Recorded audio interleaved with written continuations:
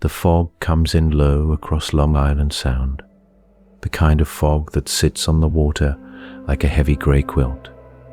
And out beyond Orient Point, just past the last stretch of dark pine, there is an island that almost nobody is allowed to visit. A quick word before we go deeper. These stories don't end. There's a new unsolved one waiting here every night. If that's the kind of thing you'd leave on in the dark, subscribe and I'll keep them coming. The island is shaped like a pork chop. That is what the fishermen used to say, and they would laugh a little when they said it, the way people laugh when they want to make a thing seem smaller than it feels. From the air, it really does look like one, 3 miles long, about a mile wide, a green humped shape in a wide silver sea, fringed with white sand and broken concrete, and the rusted teeth of old gun batteries that nobody has fired in 100 years. Its name is Plum Island. There is a story that the early Dutch sailors named it for the beach plums that grew wild along the dunes, sweet little purple fruits that tasted like summer and salt. That part is probably true. Most of the other parts are not so simple. If you stand on the bluffs in Orient on a clear, cold morning in November, you can see it sitting out there across the water. You can see the long white roofs of buildings nestled among the trees.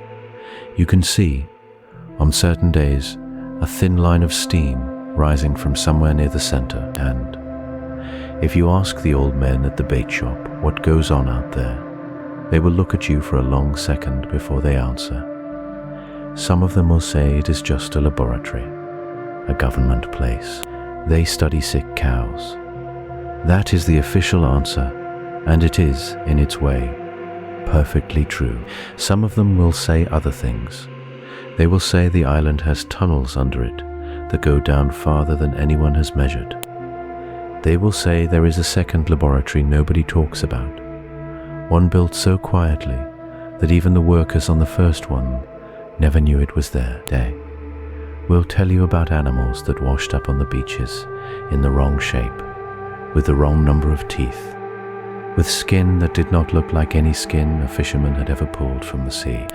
They will tell you about lights moving in the woods at night, and about a creature that crawled out of a cranberry bog 40 miles inland and changed the way a whole town slept. A quick word before we go deeper. These stories don't end. There's a new unsolved one waiting here every night. If that's the kind of thing you'd leave on in the dark, subscribe and I'll keep them coming. That last part is the strange thing, the thing that pulls people back to Plum Island. Year after year, decade after decade, the legends are not contained on the island itself. They drift, they come ashore, they wash up on the gentle beaches of Gardiner's Bay and the rocky coves of Montauk and the marshes behind the potato fields, and they settle into the local stories the way salt settles into wood. There is a documented history of this place. You can read it. There are dates and budgets and the names of the agencies that ran the work and the kinds of diseases the scientists studied, and the year the fence went up and the year the second fence went up beside it. All of that is real. And then there is the other history, the one the lighthouse keepers told their grandchildren, the one the cook named Hattie carried home in her apron one night, the one a young reporter started writing down in a small green notebook before she went very quiet and stopped writing altogether. That history is also real, in the way folklore is always real, which is to say, it lives in people, and people pass it on, and what gets passed on shapes the world. The question this story keeps circling, the question we will be turning over together through the long, quiet hours ahead, is a simple one. How did a small federal research island off the coast of New York become the center of so many American legends? And what does the gap between the paperwork and the rumor say about us? The people standing on the shore, looking out at the fog, trying to see what is hidden. Pour yourself something warm, settle in. The tide is going out, and the island is waiting.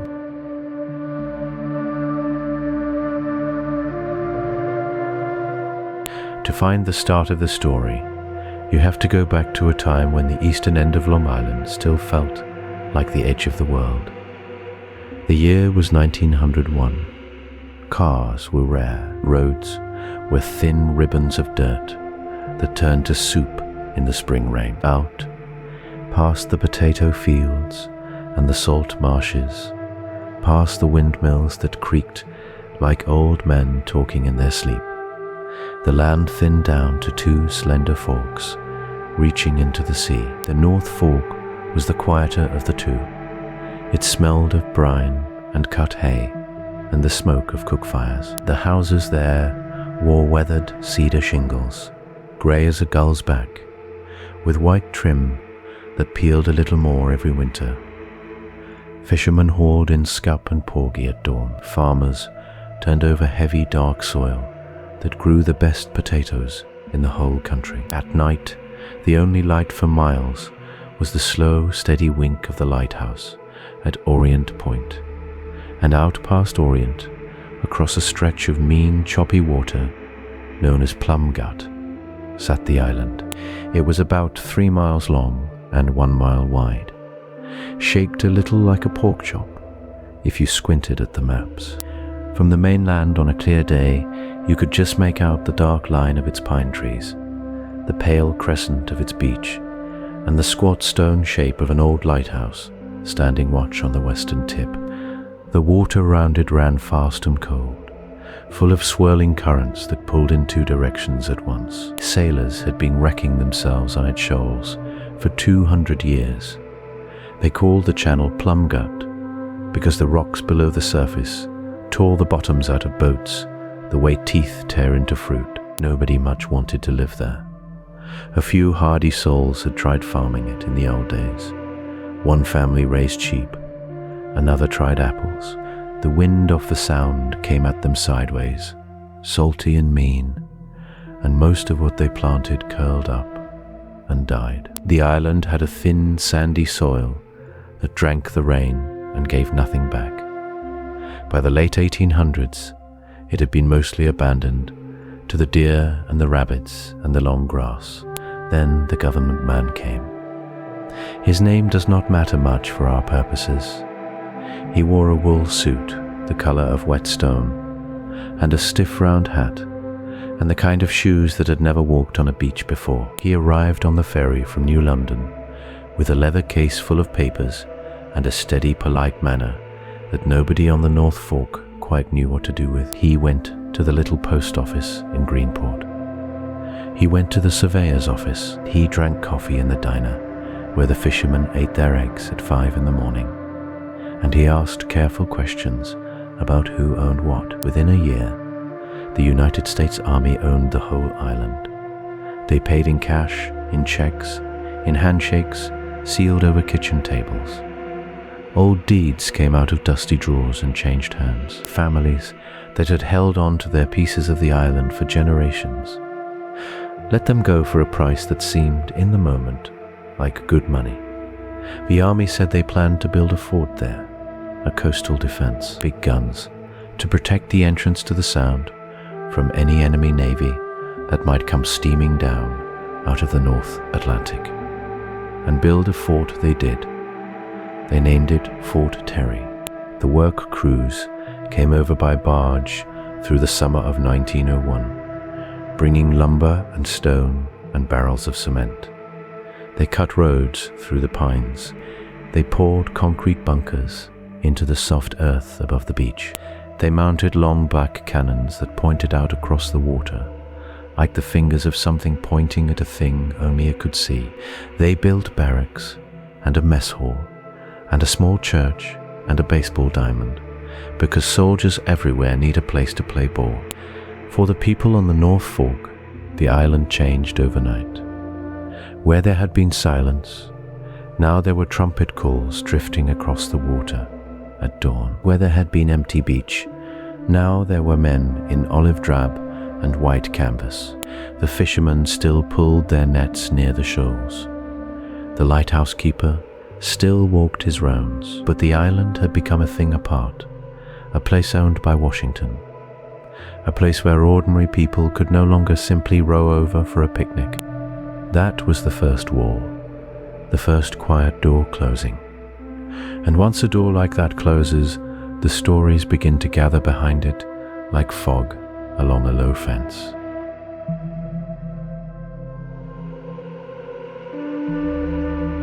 The ferry left Orient Point on Tuesday mornings, and only on Tuesday mornings. For almost 20 years, the boat was painted a soft government grey, the colour of a winter sky over salt water. It had no name on its side. The men who ran it wore plain wool coats and rubber boots, and they kept their hands in their pockets when anyone asked questions on the dock. The captain in those early years was a man named Ellis Brock. He was tall and lean, with skin tanned the colour of old leather. He had grown up in Greenport, a few miles down the road, and he knew the sound between the mainland and the island better than he knew his own kitchen. Ellis kept a tin coffee cup wedged in the wheelhouse, and he drank from it slow and steady, like a man who had nowhere else to be. He never spoke about the cargo. He never spoke about the passengers. When folks at the diner asked him what he hauled out there, he would smile a small, tired smile and say, "Tuesdays." The passengers came in two kinds.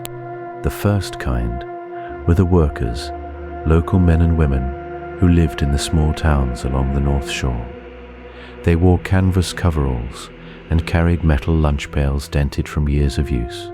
They climbed onto the ferry in the grey light before dawn, their breath rising in little white clouds, their boots thudding soft on the wooden planks. Most of them kept their eyes down, A few would nod at Ellis in the wheelhouse. None of them sat together in groups. They spread out across the benches like they had agreed, long ago, not to speak. The second kind were the scientists. They wore long coats over neat suits, and they carried leather satchels stamped with small brass buckles. Some of them came up from New York City on the train. Some came from farther, from Washington, from Atlanta, from places nobody in Orient Point had ever been. They spoke in low voices to each other and to nobody else.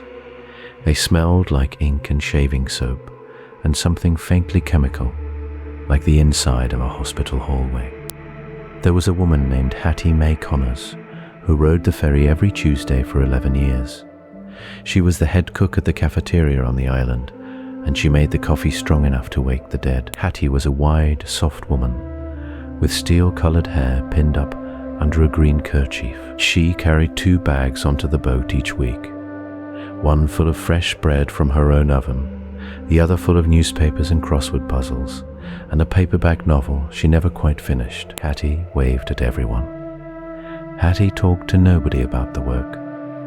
Her husband had been a fisherman, and she knew how to keep a secret the way fishermen kept the location of their best traps. There was a young man named Walter Kresge who drove the truck that loaded the ferry. Walter was 23 when he started, and he had a thin moustache he was very proud of. He whistled while he worked, old swing tunes his mother had taught him. He hauled crates marked with numbers and codes he could not read. He stacked them careful, like a man stacking dishes in his grandmother's china cabinet. Walter never asked what was inside. Walter, his neighbors later said, knew better. The boat ran rain or shine, fog or clear, as long as the sound was not frozen. In summer, the water was flat and green, and you could see clear down to the eelgrass waving on the bottom. In winter, the spray froze on the railings, and the workers huddled inside the small heated cabin and drank coffee from paper cups. The trip across took less than half an hour. It felt longer. It always felt longer. The people who lived in Orient Point and Greenport and Southold watched the ferry come and go from their kitchen windows. They watched it on Tuesdays, and they watched the empty water on every other day of the week. They came to know the rhythm. They came to know the faces. They knew Ellis Brock and Hattie May and young Walter with his proud mustache and the quiet scientists in their long dark coats. They knew these people the way you know your neighbors, by their habits, by their silences, by the small kind nods they gave you at the post office. And for a long time, that was enough. For a long time, nobody asked what waited on the other side of the water.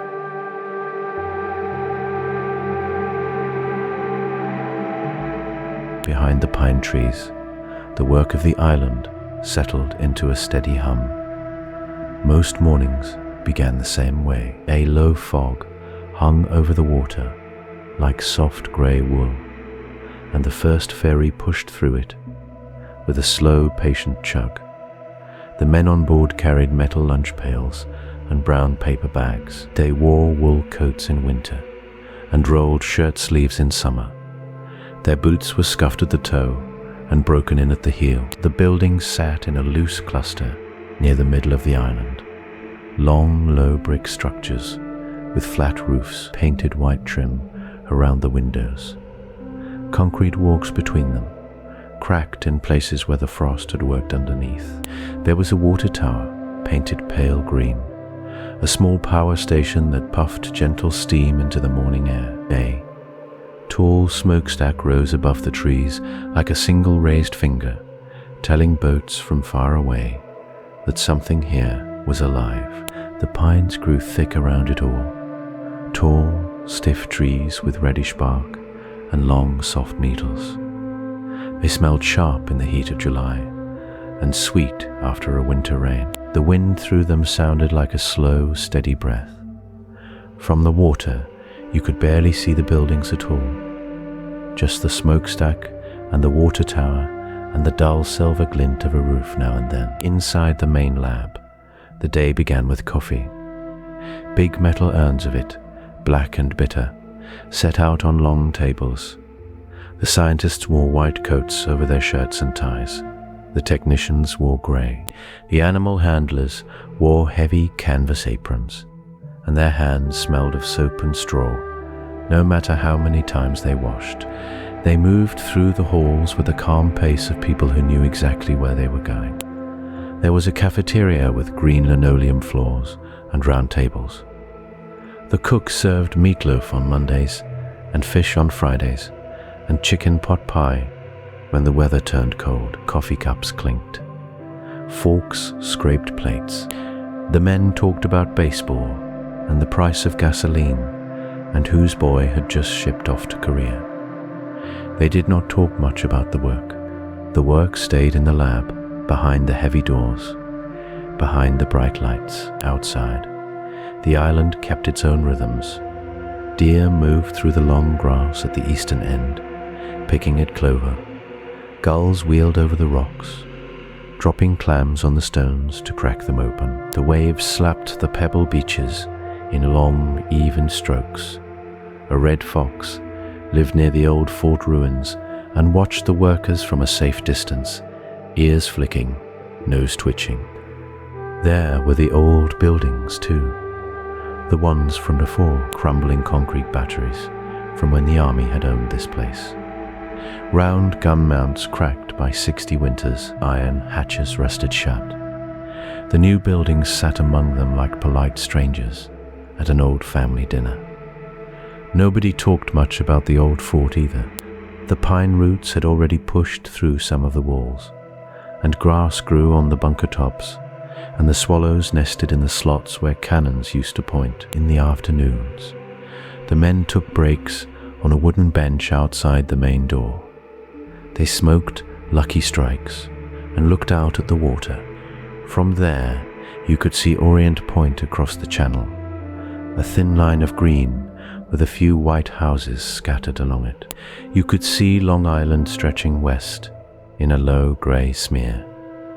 You could see the Lighthouse to the north, white and patient, blinking even in the daylight if you watched long enough. The boat came back at 3, then again at 5, then once more for the night shift. The men climbed aboard with empty lunch pails and tired shoulders, The water turned gold under the late sun. Some of them fell half asleep on the ride home, leaning against the wooden rails, the salt spray light on their faces. On the island, after they left, things quieted down to almost nothing. A few nightmen stayed behind. Lights burned in 2 or 3 of the windows. The generator thrummed steady and low. The pines whispered. The deer came closer to the buildings.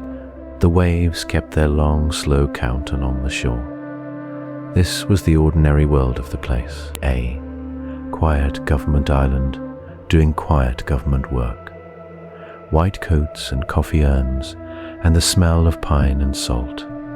The brick walls held in whatever happened inside them, and the trees held in the buildings, and the water held in the trees. From the mainland, it looked like nothing at all, just a dark green hump, rising from a silver sea, with a single thin smokestack drifting its breath into the sky.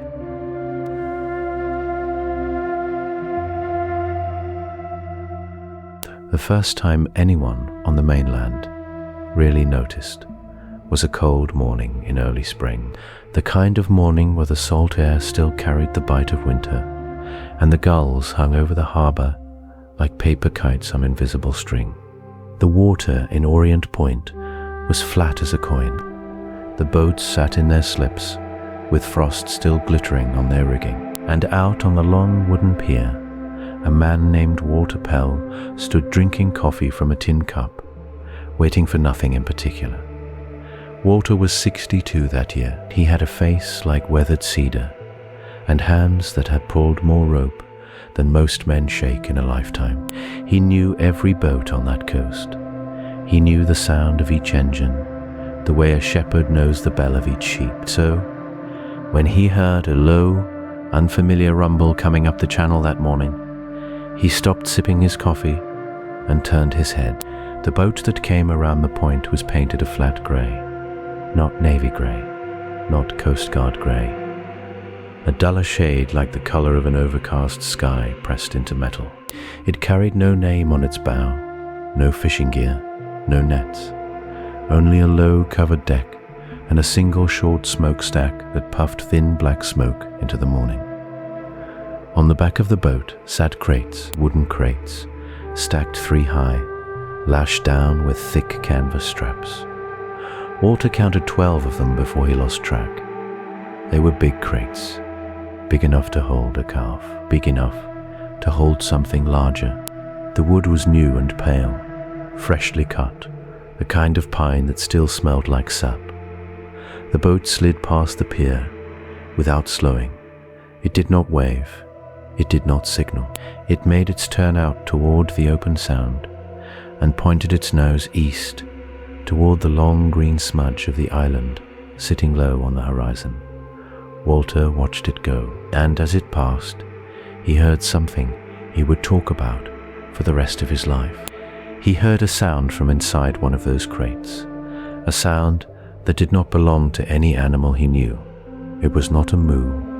It was not a bleat. It was not the bark of a dog or the squeal of a pig. It was lower than that, deeper, a long, slow groan, like a cow trying to speak through a mouthful of water. The sound rolled across the flat harbour and made the coffee in Walter's cup tremble. He set the cup down on the railing.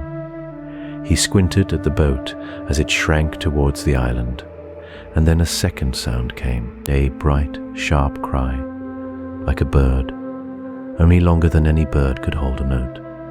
It cut through the cold air and then stopped. All at once, as if something had clapped a hand over the throat that made it, Walter looked around the pier. There were 3 other men on the dock that morning, and every one of them had stopped what they were doing.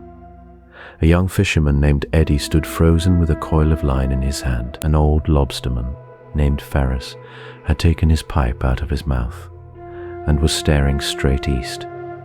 Nobody spoke. The boat kept going. It grew smaller and smaller until it was just a dark dot moving across silver water. When the boat reached the island, it did not pull up to the main dock on the western shore where the workers came and went. It went around to the north side, the far side, the side nobody from the mainland could see. It disappeared behind the trees, and the sound of its engine faded into the wind.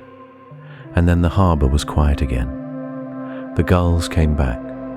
The frost began to melt on the rigging. Eddie was the first one to speak. He asked Walter what he thought was in those crates. Walter took a long time to answer. He picked up his coffee. He looked at the place on the horizon where the boat had vanished. He said slowly that he didn't know. He said animals, probably. He said that was what they did out there. Animal work, sickness work. The kind of business the government keeps quiet. Eddie nodded, but Walter kept staring east. And after a while he said one more thing, almost to himself.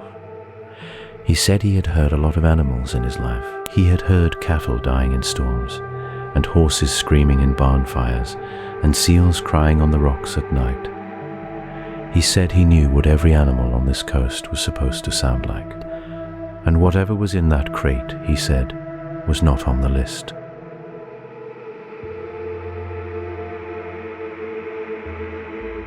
Hattie Doyle cooked breakfast at the Orient Point boarding house for 31 years. She was a small woman with strong hands and grey hair she kept pinned up under a blue kerchief. She rose at 4 every morning and started the coffee while the sky was still the colour of wet slate. The boarding house sat a half-mile from the ferry dock, close enough that you could hear the gulls fighting over fish scraps. Hattie fed the men who worked the boats, and the men who worked the boats fed her stories.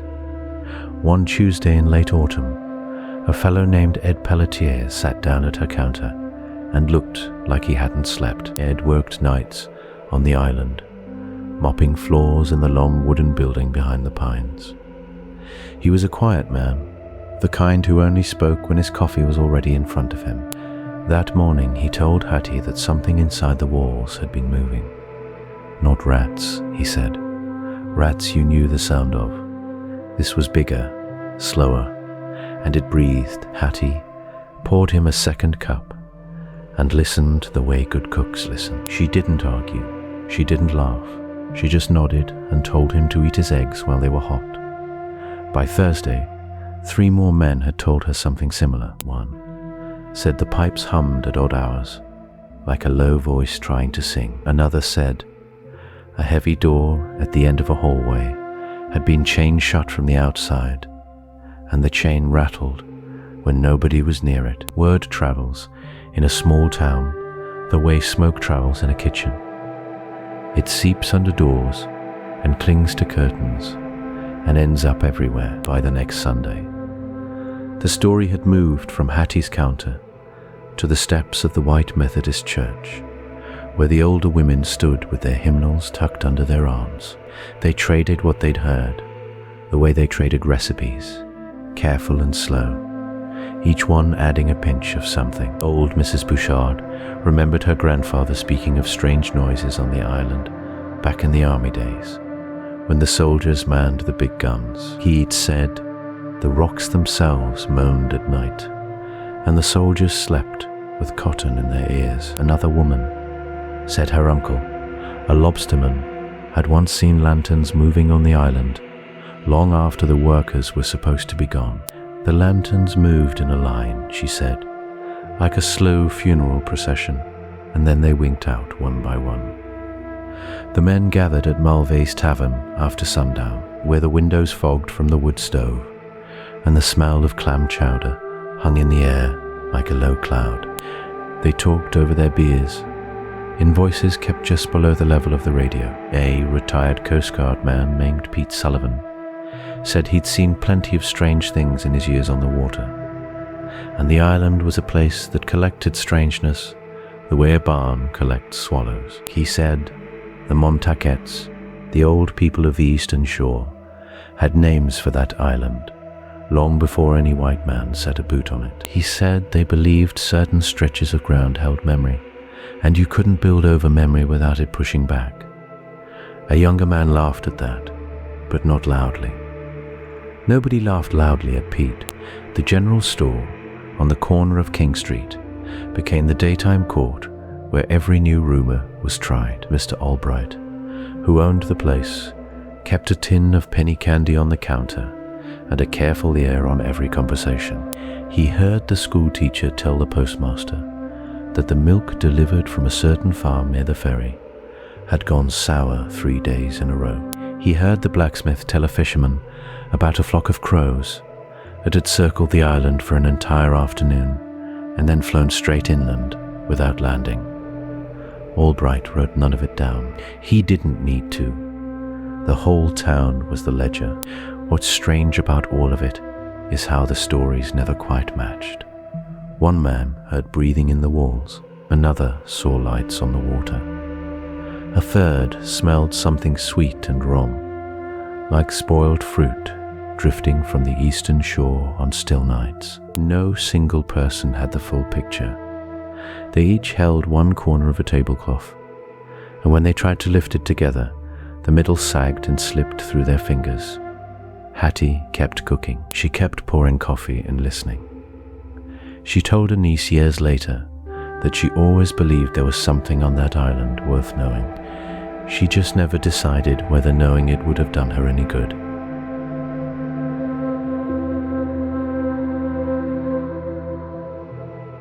Long before the trucks came, long before the fences rose, long before a man in a wool suit signed papers in a Washington office, there was a lighthouse on the western tip of the island. It was a short, stout tower made of brown granite with a copper roof gone green from salt, and a small white keeper's cottage tucked behind it like a child hiding behind a mother's skirt.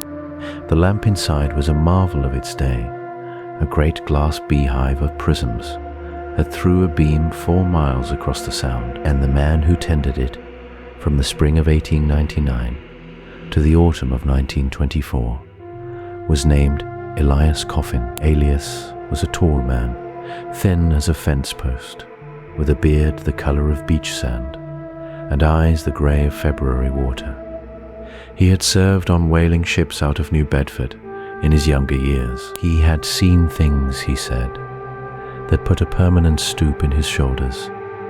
He came to the island a widower, and he kept the lamp the way some men keep a grave, with care, with ritual, with a small, private sorrow. He kept a logbook, as all keepers did. The Coast Guard archives still hold most of his pages. They are tidy and dull, the way good logs should be. Wind from the southwest, visibility 4 miles. Lamp trimmed at dusk, a schooner passed at noon.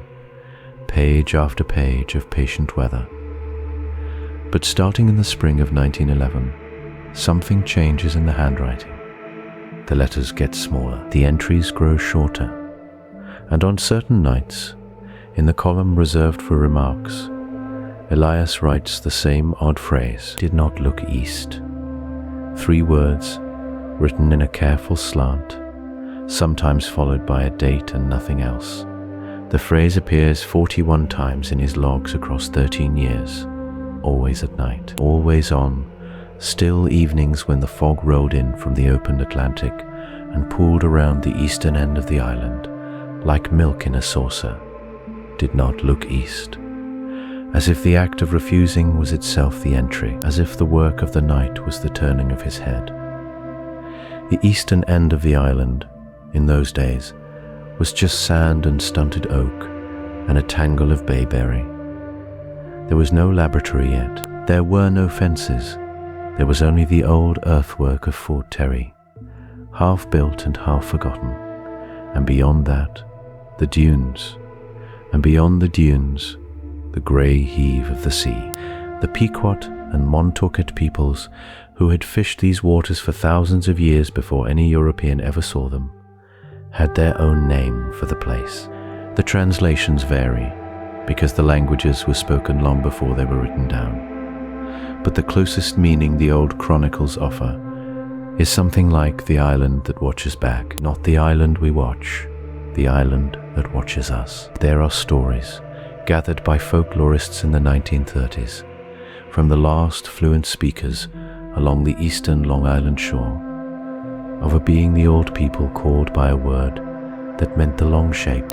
It was said to walk the eastern dunes on certain nights, low to the ground, with a gait that was neither animal nor man. The stories were not told as warnings to children.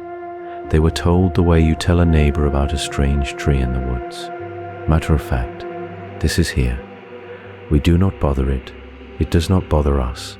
The early Dutch traders who came through in the 1640s looking for pelts and timber wrote in their ledgers of strange lights seen on the island at night. They thought it was witchcraft, because Dutch traders thought a great many things were witchcraft. The English who came after them assumed it was smugglers, because the English assumed a great many things were smugglers. Both might have been right. Neither felt entirely sufficient. So when Elias Coffin wrote did not look east in his neat slanting hand, he was writing in a tradition older than the lighthouse, older than the fort, older than the country whose flag he raised each morning. He was the most recent keeper of a small, quiet refusal that had been kept on those shores for centuries. There was something on the eastern end of the island, or there was nothing on the eastern end of the island, and the something was the looking. Either way, the men who lived there learned, one by one, not to look. When the government bought the island in the 1950s and began clearing the eastern dunes for the new facility, the workers found Elias Coffin's logbook in a tin box under the cottage floorboards. The last entry was dated 3 days before he died of pneumonia in the autumn of 1924. It read simply, "Did not look east." Then a comma, then the words, "It looked at me."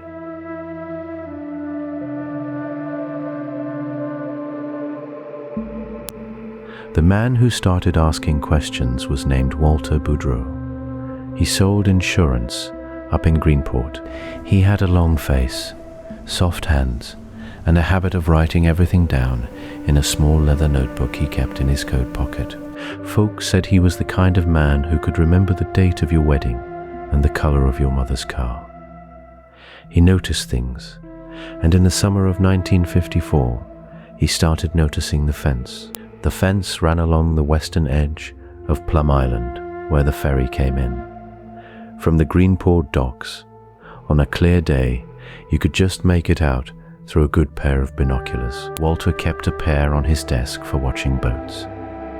One morning in June, he looked across the water and saw the fence the way it had always been. A simple wire thing, tall enough to keep deer out, painted a dull grey that blended into the pines. In July he looked again. The fence was taller, maybe twice as tall as before. New posts, heavy black wire wound through the top like a sleeping snake. In August, he looked a third time. The fence had grown again. Now it stood like a wall, with a second fence inside the first, and a strip of bare dirt between them. Walter wrote the dates down. He drew little sketches in the margins.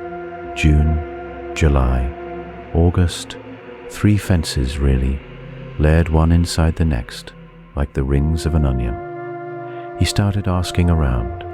He asked at the diner. He asked at the post office. He asked the old men who sat on the bench by the ferry slip and watched the water turn from green to gold in the late afternoon. Most of them shrugged, A few of them looked at him sideways and changed the subject. One old fisherman named Pete Halloran said only this: "Some fences keep things out, Walter. Some fences keep things in.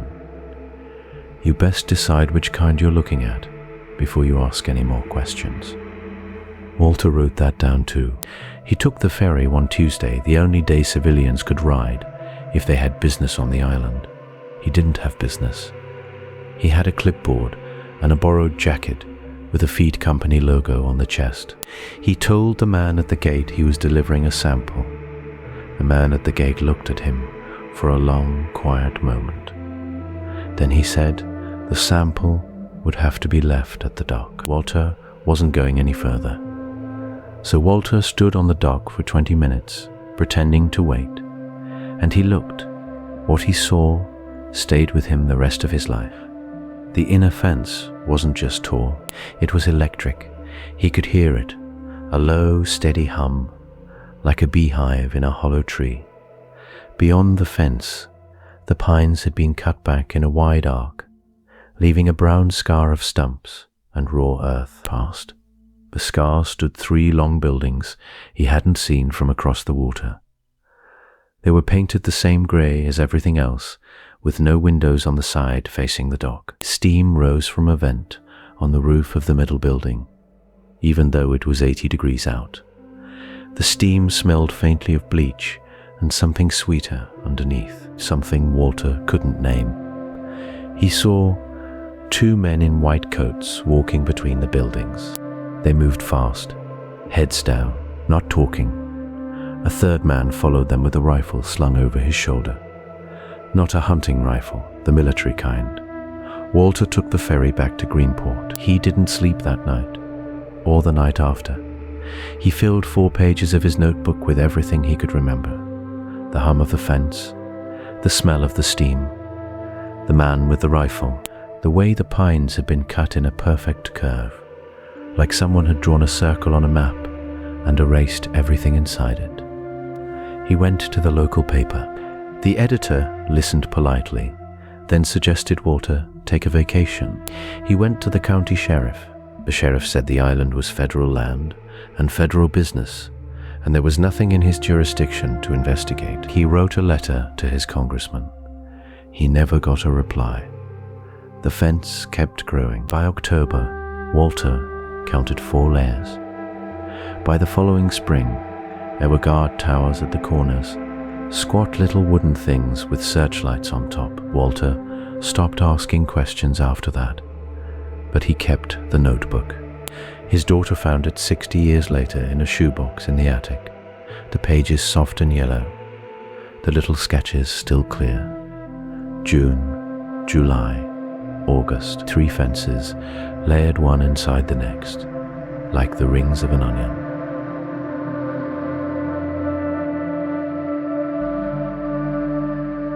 The fishermen out of Orient Point have always been quiet men. They wake before the sun, and they trust the sea more than they trust any voice that comes out of a radio. When they talk about Plum Island, they don't talk loud, and they don't talk often. They wait until the second cup of coffee is poured, and the kitchen has gone warm and slow, and then maybe a story slips loose. A man named Eldon Pell worked these waters from 1952 until the year his hands gave out. He told it like this. He was running his traps along the North Shore one September morning, just at the edge of where the federal markers floated. The tide was as low as he'd ever seen it.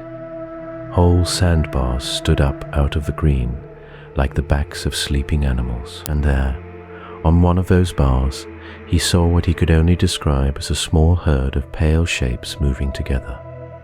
Not deer, not seals, something with long necks, he said, and skin the color of wet paper. They moved in a slow circle, dipping their heads, then lifting them, then dipping them again. He cut his engine and drifted for what felt like an hour. When the sun came up proper, the shapes were gone, and the sandbar was empty, and a single white feather floated past his boat. He never told the Coast Guard.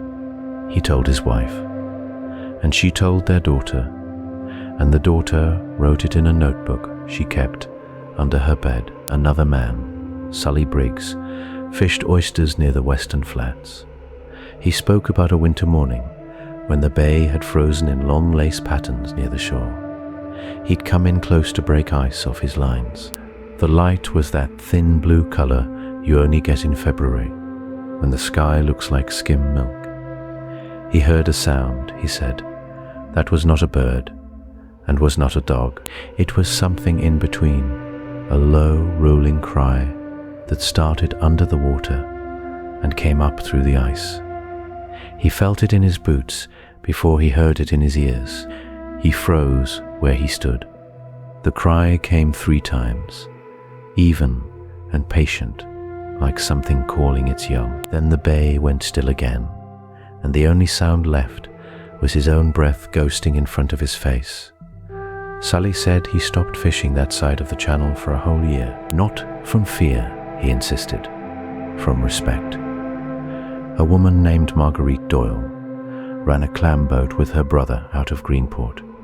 She tells her story plainly, the way you tell a neighbor about a thunderstorm. They were dragging at first light when something heavy caught in their rake. Her brother hauled it up, and what came over the side was a piece of bone, long as a man's arm, smooth and grey, with a knob at one end that looked carved. Neither of them could name the animal it belonged to. Day laid it on the deck and watched it for a while, the way you watch a snake to see if it'll move. Then her brother, without a word, picked it up and dropped it back into the water. Marguerite said she never asked him why. She said she already knew. There was an old lobsterman called Pop Reardon who told the strangest story of all, and he told it only once, to a young man writing for the local paper. Pop said he was hauling pots near the eastern point on a foggy May afternoon when the fog parted for just a moment. Through that gap, he saw a stretch of beach he'd seen 1,000 times, but standing on the sand was a tall figure in a white coat, and beside the figure was something on a leash. Pop wouldn't say what the something looked like. He said only that it sat down when the man in the coat told it to, and that the man in the coat then turned his head and looked straight across the water at Pop's boat. The fog closed again. Pop went home and poured himself a drink and didn't go back out for 3 days. These men and women were not dreamers. They knew the difference between a seal and a shadow. They knew which birds called at which hours. They had spent their lives learning to read the water, and the water had not lied to them before. Whatever they saw at low tide, whatever called to them from under the ice, they carried it home, and they kept it close, and they passed it down only to the people who already half believed.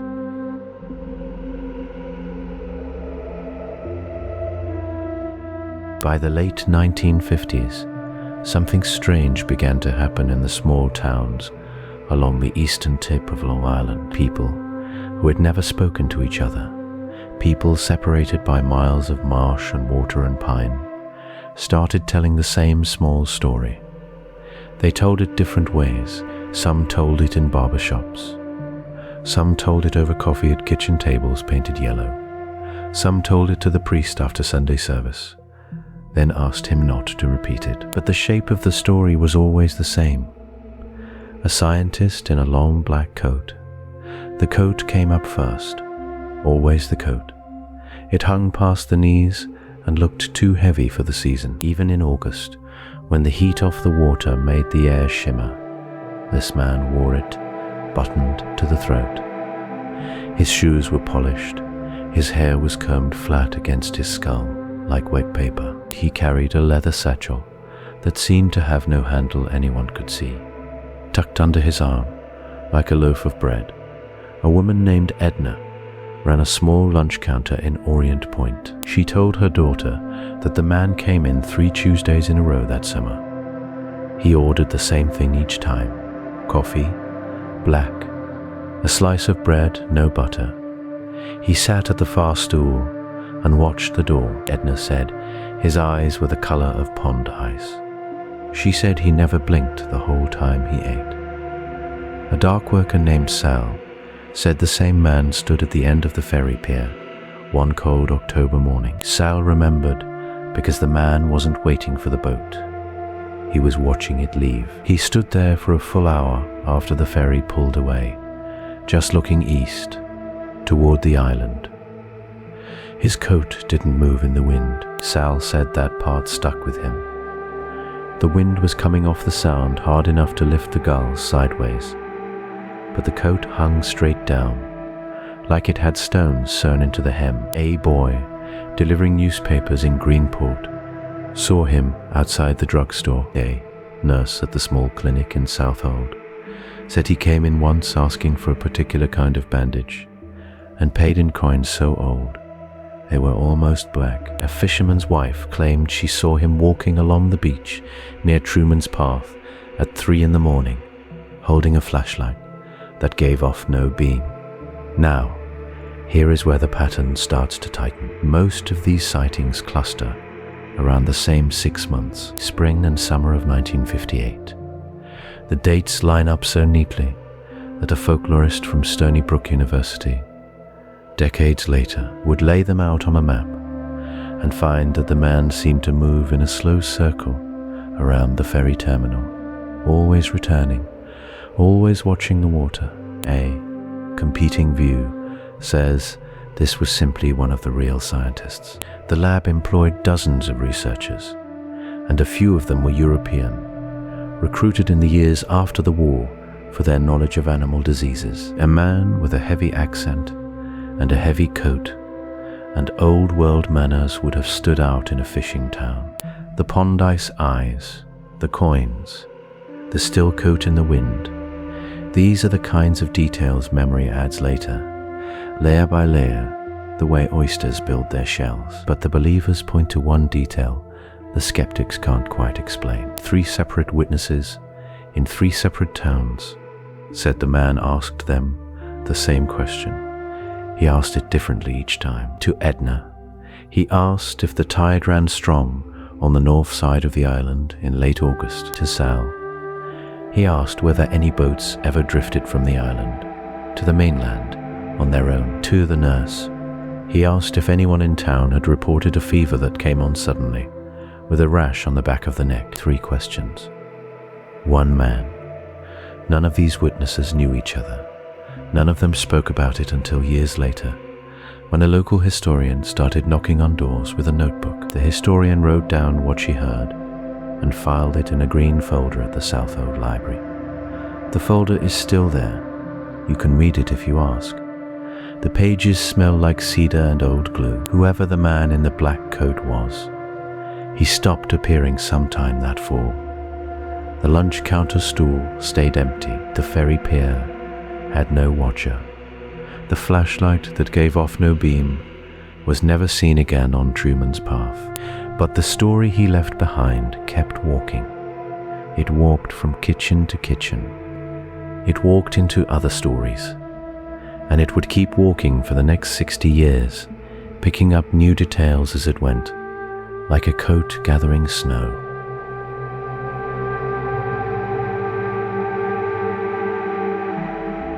The story goes that somewhere in a farmhouse attic in a town along the North Fork of Long Island, a tin box sits inside a steamer trunk. Inside that tin box, folded twice, are 7 letters. They were written in pencil on thin yellow paper, the kind workers used to keep in their breast pockets. None of them were ever mailed.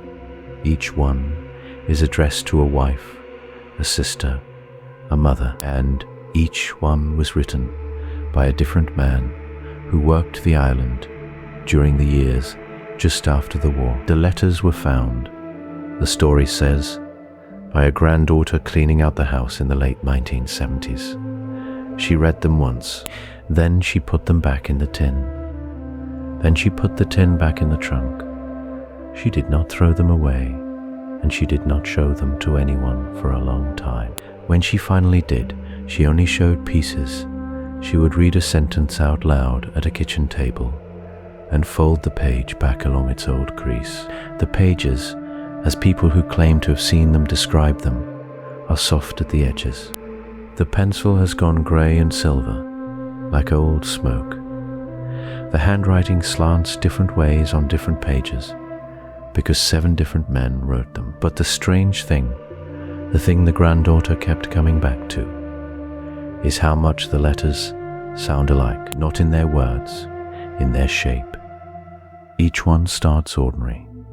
Each one ends in the middle of a thought. The first letter, dated August of 1947, begins with a man telling his wife that the ferry was late again. He talks about the price of coffee in the mess hall. He mentions a co-worker named Daniel who snores. Then, 3/4 of the way down the page, the handwriting tightens. He writes that they brought something in last night under a tarp. He writes that the tarp was wet. He writes that the wet was not from the sea. The sentence after that says only, "I will tell you when I am home." And then the letter stops. The second letter is from a different man, written that same fall. He writes to his mother in Pennsylvania. He says the leaves on the island are turning early, sooner than the leaves across the water. He says the gulls have stopped landing on the south end. He says he asked a foreman why, and the foreman told him not to ask. The letter ends with the words, "If you do not hear from me by Christmas, please send the photograph of Father." The third letter is the one people remember most. It was written by a young technician with a careful schoolboy hand. He tells his sister about a room in the lower building where the lights stay on all night. He says he was sent in once to fetch a clipboard. He writes that he saw a long shape under a sheet on a metal table. He writes that the shape had too many joints. He uses that exact phrase, too many joints. Then he writes, "I am sure it was a calf. I am sure it was only a calf." He repeats the sentence 3 times on the page, each time a little smaller. The letter ends there. The fourth letter talks about a sound in the pipes. The fifth talks about a co-worker who stopped coming to dinner. The sixth is only 2 paragraphs long, and most of it is about the weather. The seventh, the last one, is dated the spring of 1949. It is the shortest. It says, "Dear Margaret, I am being moved to a different building tomorrow. They say it is a promotion. I do not think it is a promotion. I love you. I love the boys. Burn this when you read it." Margaret did not burn it. Margaret, the story says, never received it at all. Nobody knows why the letters were not mailed. The simplest answer is that they were collected by a supervisor before they ever left the island. The mail from the facility, by every account, passed through a sorting office on the dock. Anything that touched on the work was pulled. The men knew this. They wrote the letters anyway, the way a person writes in a diary they know someone else will read. How the 7 pages ended up in one tin, in one attic in one farmhouse, no one has ever explained. The granddaughter is gone now. The trunk, people say, was sold at an estate auction in the early 2000s.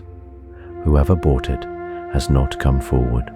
The letters, if they ever existed, are out there somewhere still, folded along their old creases, waiting.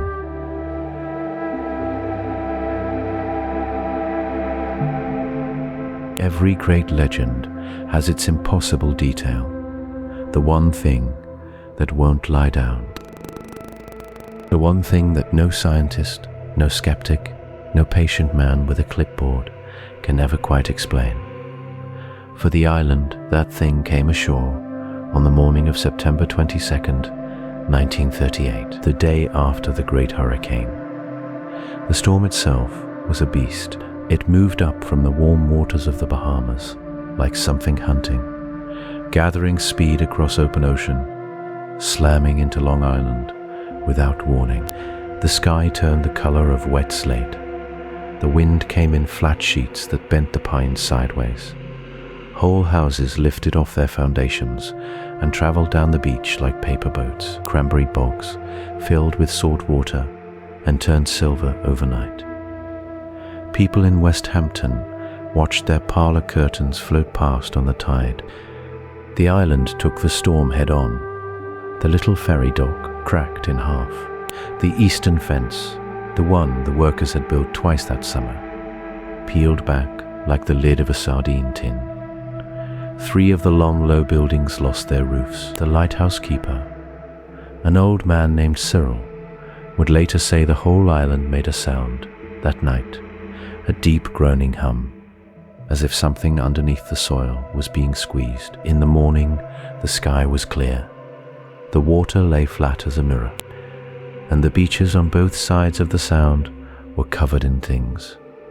Most of it was ordinary wreckage, splintered fishing boats, lobster pots with their slats burst open, tangles of kelp the color of old leather, a piano, somehow whole, sitting upright on the sand at Orient Point, photographs of strangers, gay wedding dress, wrapped around a piling.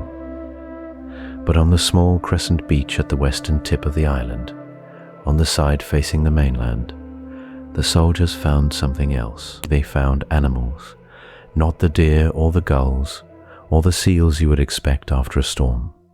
They found things the locals could not name. There were 3 of them. This is what the men who carried them said, years later, when they finally said anything at all. The first one was the size of a calf. It had the long legs of a young deer, but the legs bent the wrong way at the joint, like they had been put on backwards by someone in a hurry. Its fur was white in patches and bare pink in others. Its teeth were small and even and human-looking. Its eyes were closed, and its body was cold, and there was a metal band around one ankle with numbers stamped into it. The second one looked at first like a large dog, a shepherd maybe, but its paws were too long, and there were too many toes on each one, 6 on the front, 7 on the back. The men counted twice. Its tongue, when one of them lifted the lip with the toe of his boot, was black as ink. The third was the one nobody could agree on. Some said it was a sheep that had been shaved and then partly burned. Some said it was something with a sheep's body and the head of nothing they knew. The man who first reached it, a young Coast Guard ensign named Pickett, would not describe it to his wife for 40 years. When he finally did, on his deathbed in Hartford, he asked her to write the description down and then to burn the paper. She wrote it, she burned it. She would not tell their daughter what it said. The bodies were photographed. The photographs went into a folder. The folder went into a cabinet. The cabinet, by the autumn of 1941, was no longer in any building anyone could find. The animals themselves were loaded onto a small launch and taken back across the Sound to the island, where they were put into the incinerator, behind the largest of the long, low buildings. The smoke rose for 2 days. People in Greenport said it smelled like something burning that had never burned before. Here is the impossible part, the thing that won't go away. The island in 1938 had no large animal program on record. The official documents say the facility was not yet handling livestock. The official documents say there was nothing on that island in those years that should have washed up on that beach. And yet, 3 things washed up. 3 things with bands on their ankles. 3 things the men who carried them never quite stopped seeing when they closed their eyes at night. The tide brought them in, the fire took them away, and the question they left behind has been sitting on that beach ever since.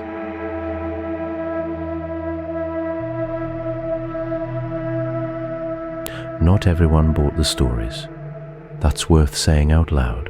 For every fisherman with a tale about something with too many legs, there was a school teacher in Greenport who'd shake her head and pour another cup of coffee. For every farmer who swore he saw a glow over the water, there was a Coast Guard man who'd worked the Sound for 20 years and seen nothing but fog and gulls. The skeptics had names, they had reasons, and most of them were sensible people who didn't enjoy being made fools of. Their first argument was simple. Islands collect stories the way old coats collect lint. Any patch of land you can't easily walk onto becomes a magnet for the imagination. Alcatraz had its ghosts. Devil's Island had its curses. Plum Island, sitting out there in the grey Sound, with its fences and its boats, was just the latest in a long line of forbidden places people love to whisper about. Take away the secrecy, and you'd have a quiet stretch of pine woods. Add the secrecy back, and suddenly every shadow had teeth. Their second argument was about the deer. This is the famous one. For years, hunters on the North Fork would tell anyone who'd listen that the deer near the water walked funny, stiff in the back legs, heads held at strange angles. Some of them had patches of fur missing in perfect circles. The believers said it was proof of something leaking off the island. Something in the soil. Something in the rain. The skeptics had a calmer answer. Deer get sick. Deer get ticks. Deer swim. And a deer that swims a long way through cold salt water comes out exhausted and stumbling. Long Island had been crawling with deer-borne illnesses for decades, well before any lab ever opened its doors. A wobbly deer was not a miracle. A wobbly deer was Tuesday. And the patches of fur, the skeptics said, were mange. Plain old mange, the kind any country vet could name in his sleep. You didn't need a secret laboratory to explain a sick animal. You just needed to have grown up around animals. A man named Russell, who ran a feed store in Orient, used to say it best. He'd lean on the counter, his apron dusted with grain, and tell folks that fear was a kind of mirror. You bring fear to the woods, you see fearful things. You bring a clear head, you see deer, just deer. He was a good man. People liked him. And for a while, he made the wild stories sound a little silly. The skeptics had a third argument too, and it was the strongest. The paperwork by the 70s and 80s, scraps of the island's real work, had started leaking into the daylight. Studies on foot and mouth disease, research on cattle viruses. Boring science. Important, yes. Useful, yes. But boring. Cows and pigs and test tubes. No monsters, no mutants, just men in white coats trying to keep the nation's hamburgers safe. When you read the actual reports, the skeptics said, the magic drained out fast.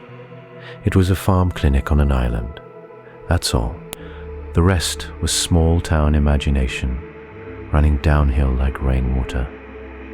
These are good arguments, honest ones. You could believe every word of them and still sleep fine at night. But here is where even the skeptics get quiet. Russell, from the feed store, had a brother. The brother worked one summer on the ferry that ran to the island. Just one summer, he came back in September thin and pale, and he wouldn't talk about it. Not to Russell, not to anyone. He moved to Pennsylvania the next spring and never came east again. When folks asked Russell about it, the smile would slide off his face like wax off a warm candle. He'd change the subject. He'd find a sack of feed that needed moving. And there were other gaps. The skeptics could explain the deer. They could explain the fur. They could explain the boats and the fences and the rumors. What they couldn't explain was why so many of the workers, the real workers, the ones who'd punched a clock and drawn a paycheck, refused to discuss what they'd seen. Not refused like a man protecting a secret. Refused like a man protecting himself. A logical world has logical silences. People keep quiet about taxes, about money, about small embarrassments. But these silences had a different shape. They were the silences of people who had decided, somewhere along the way, that talking about a thing might invite the thing back. The skeptics had answers for nearly everything. They just didn't have answers for that. And on a long, quiet night, that gap is wide enough to walk through.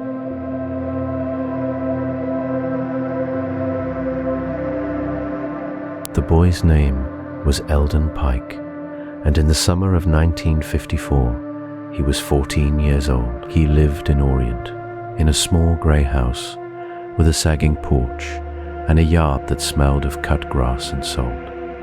His father ran a small ferry. His mother cleaned rooms at the inn. Eldon was thin as a reed, with hair the color of beach sand, and eyes that always seemed to be looking past you, toward the water. The dare came from two older boys. They told him nobody could row out to Plum Island and back without being caught. They said he wouldn't even make it past the rocks. They laughed the way older boys laugh, with their teeth showing and their hands in their pockets. Eldon didn't laugh back. He just nodded the way he nodded at his father and walked home. He waited for a Sunday. The boats didn't run on Sundays. The fog that morning sat low over the sound, soft as raw cotton, and the water beneath it was the color of old pewter. Eldon took his father's smallest skiff, the one with the green paint peeling off in long curls. He brought a canteen, 2 apples, and a flashlight. He told no one. The crossing took him almost 3 hours. The current pulled him sideways. His arms burned by the time the dark shape of the island rose out of the mist, taller than he expected, ringed with rock and pine. He landed on the north shore, where the beach was a thin curve of pale stones. He pulled the skiff up behind a tangle of driftwood and started walking. What he saw that afternoon he told the same way for the rest of his life. He never changed a word. He never added anything. He never softened it for company or sharpened it for a stranger. He said he saw the fence first, taller than 2 men, with wire coiled along the top like silver thorns.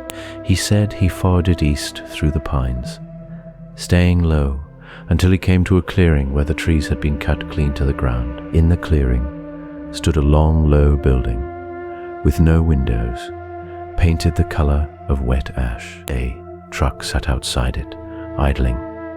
2 men in white coats stood beside the truck, smoking and talking. Then he said the door of the building opened, and something walked out. Eldon never called it a monster. He never called it an animal either. He said it walked on 4 legs, but its back legs were longer than its front, and it moved with a strange dipping gait, like a heron on land. He said it was the size of a calf. He said its head was wrong, too narrow, and its eyes caught the grey light like 2 wet coins. The men in white coats led it back inside on a rope. The door shut. The truck pulled away, and Eldon ran. He rode home in the dark. He got back near midnight. His father whipped him for taking the boat, then held him for a long time when he wouldn't stop shaking. Eldon told his mother what he saw the next morning at breakfast. She set down her coffee cup very carefully and told him never to speak of it again. He did anyway. He told the older boys who stopped laughing. He told his teacher who sent him to the principal. He told the man at the bait shop who told him to keep his mouth shut if he ever wanted a job on the water. By the time Eldon was 16, half the town thought he was strange, and the other half thought he was lying. He didn't seem to mind either way. He worked his father's boat. He married a girl from Greenport. He raised 3 children in the same small grey house. What he gained by not staying silent was a quiet certainty that nothing in his life could shake. Neighbors who teased him in their 20s came to him in their 50s, asking what he really saw. He told them the same story. He told it in the same calm voice. He told it the way you'd describe the weather on a Tuesday. Eldon Pike died in 2011, at the age of 71. His obituary made no mention of the island, but his middle daughter, in a long letter to a local historian, wrote that her father had kept a single drawing folded inside his Bible his whole life, a pencil sketch of a 4-legged creature with a narrow head and long back legs, drawn in the careful, patient hand of a boy who had seen something nobody else believed and decided that was all right.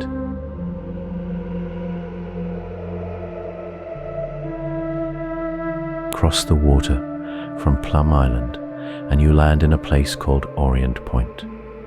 It sits at the very tip of the North Fork of Long Island, a thin finger of land that points east into the grey Atlantic.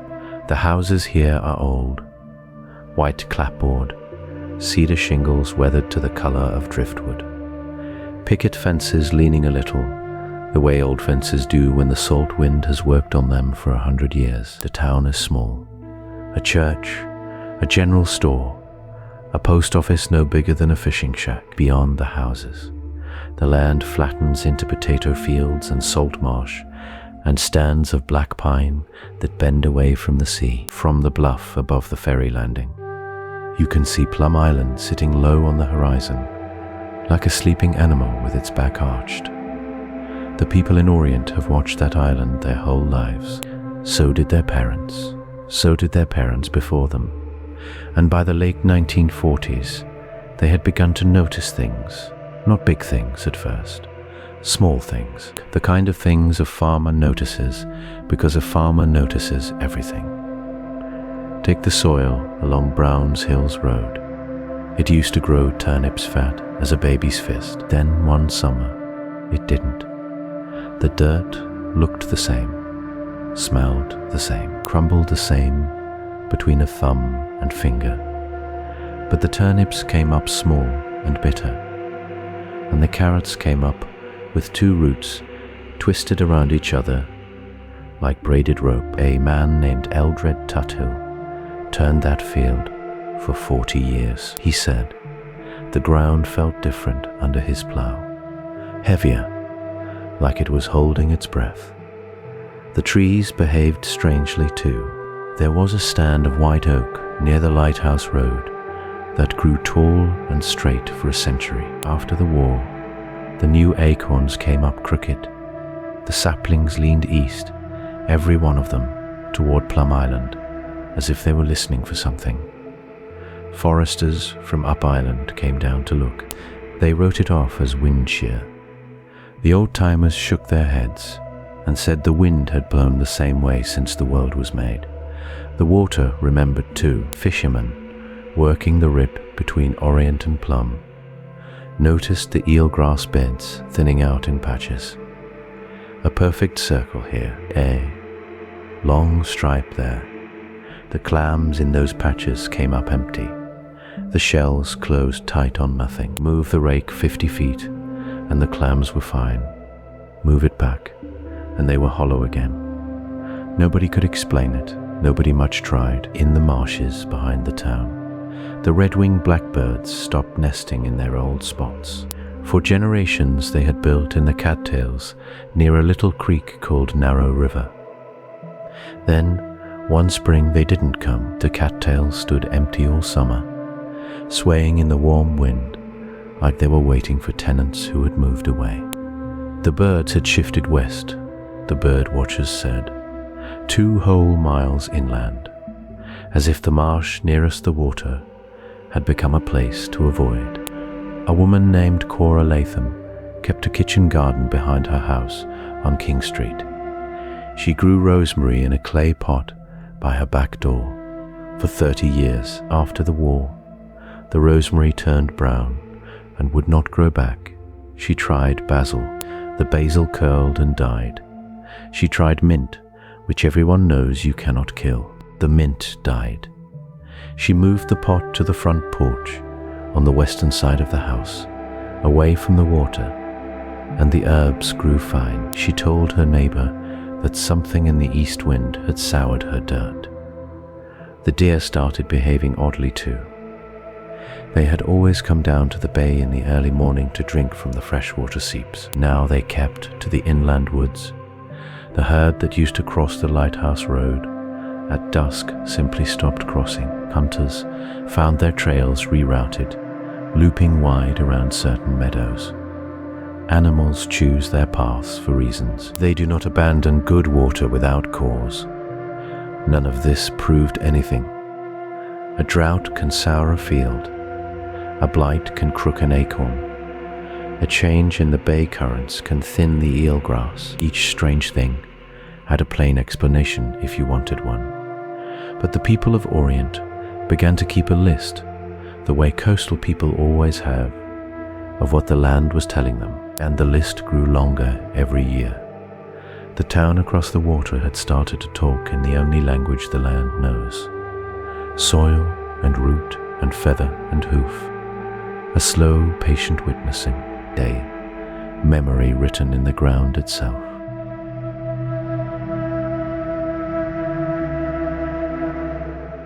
By the late 1970s, the stories about the island had crossed the water and crawled into print. Small papers picked them up first, the kind of papers folded by hand at kitchen tables, with ink that smudged your thumb, and weather reports printed beside the wedding announcements. A line here, a paragraph there. A fisherman quoted by his first name only. Nothing big enough to draw the eye of a city editor, but enough to keep the rumour warm through long winters. And the strange thing was, the island was not alone in this. All across the country, in those same years, other places were generating the same hush. Different coasts, different trees, the same low murmur passing from porch to porch. Down in the Nevada desert, ranchers spoke of lights above a base that did not show on any map. Cattle would go missing, then turn up days later in fields they could not have crossed on their own. In the swamps of Louisiana, a chemical plant near the bayou ran night shifts no one could explain, and the bullfrogs near its fences were said to grow as big as dinner plates. In the cold pine country of northern Maine, a fenced compound buzzed in the dark, and the moose that drank from a nearby creek were rumored to have eyes that caught lantern light wrong. The pattern was always the same: a quiet place, a locked gate, a road that did not appear on the county map, and, around it, a ring of small towns where the people knew each other's grandparents, and where one new story could travel 10 miles before sundown. A folklorist named Eleanor Pike spent the better part of a decade chasing these patterns. She drove a rust-colored station wagon from county fair to county fair, a tape recorder in the passenger seat, and a notebook bound in green cloth. She gathered stories the way other people gathered seashells. By 1981, she had collected more than 400 accounts from 28 states, and in her notes, she made one observation that the island people would have understood right away. The closer a community lived to a fenced and silent place, the more elaborate their stories grew. Distance did not weaken the legend. Distance gave it room to breathe. There was, around the island, one reporter who took the work more seriously than the rest. His name was Walter Hennessy, and he wrote for a paper out of Riverhead. He was a thin man with a grey mustache and a habit of folding his hat in his lap when he sat down to ask questions. He did not push. He did not interrupt. He had a way of listening that made people forget they were being interviewed at all. For 12 years, Hennessy collected pieces of the island story. He kept them in a steel file cabinet behind his desk, each folder labeled by year. He had statements from boat captains and grocers, and a retired nurse who said she once treated a feverish technician with a rash she could not name. He had drawings made by children who claimed to have seen the wrong kind of bird on the wrong kind of shore. He had a single photograph, blurred and silver-edged, of what might have been a fence and might have been nothing at all. But Hennessy never published the full file. He wrote small pieces, careful pieces, the kind of articles that mentioned a curious detail and then moved on without making a claim. When other reporters came through town, hunting for a sensational story, he was polite and gave them very little. He said, more than once, that the truth of the island was not a thing you could print in a single Sunday edition. He believed it was a slow truth, and a slow truth needed slow telling. When Hennessy died in 1994, his daughter found the steel cabinet still locked in the back of his study. The key sat in an envelope marked simply, "For whoever comes next." She opened the drawers and read his notes by the light of a green desk lamp. And she said later that the strangest thing about her father's archive was not what it claimed, but what it refused to claim. He had written down everything and concluded almost nothing. His files now sit in a small historical society on the North Fork, in a room that smells of cedar and old paper. Researchers visit a few times a year. They flip through the folders and they leave with more questions than they brought. The island, in this way, never belonged to one voice. It belonged to a chorus, and the chorus, like the tide, kept rising.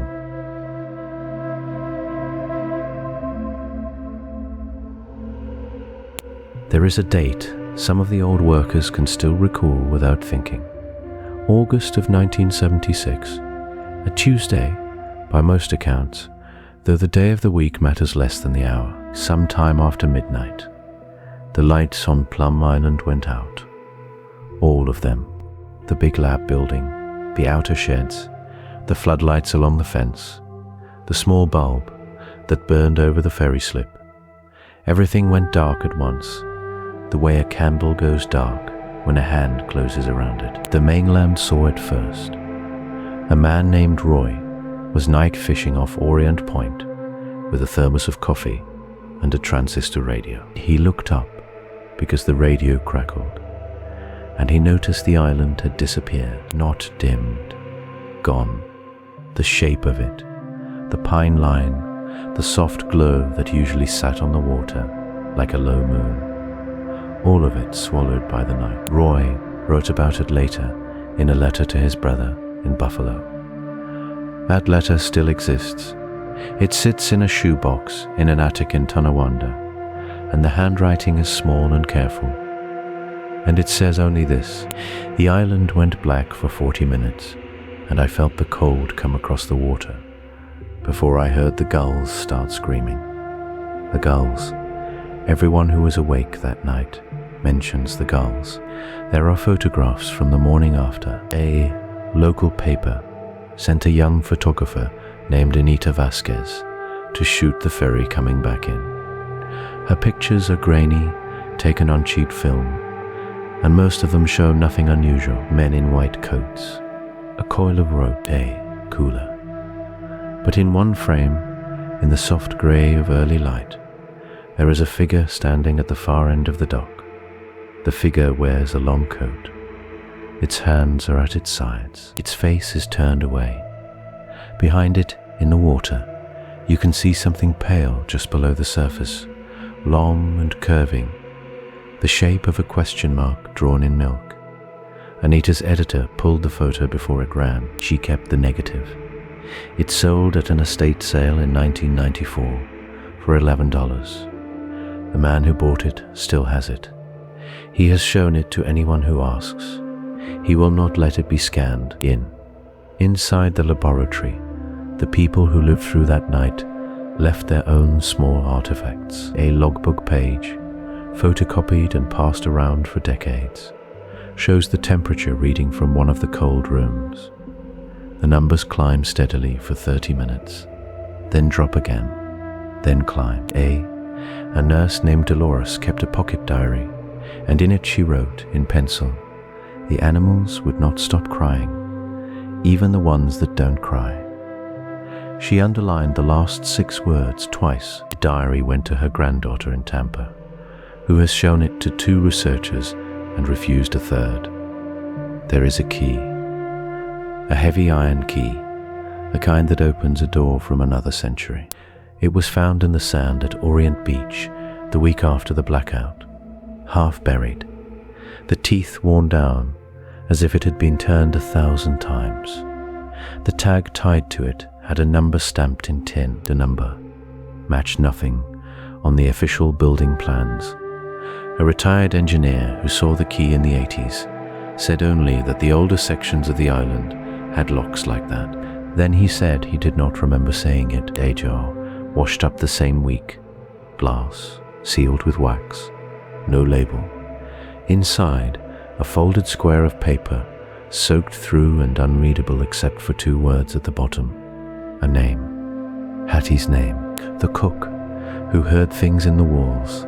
The jar sat on a windowsill in a bait shop in Greenport for 20 years before someone broke it by accident, and the paper crumbled to dust the moment the air touched it. You can stand in that bait shop today. You can see the ring of pale wood on the sill, where the jar used to be.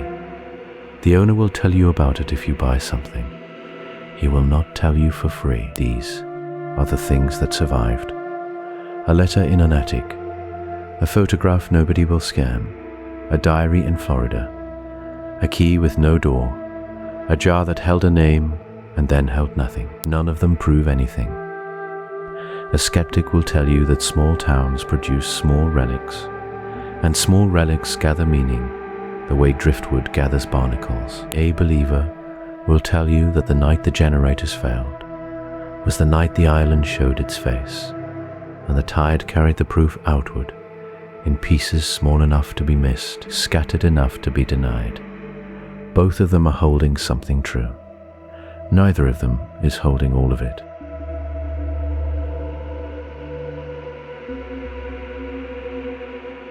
The morning after the generators failed, the Coast Guard cutter slid into the small harbour on the west side of the island just as the sun came up.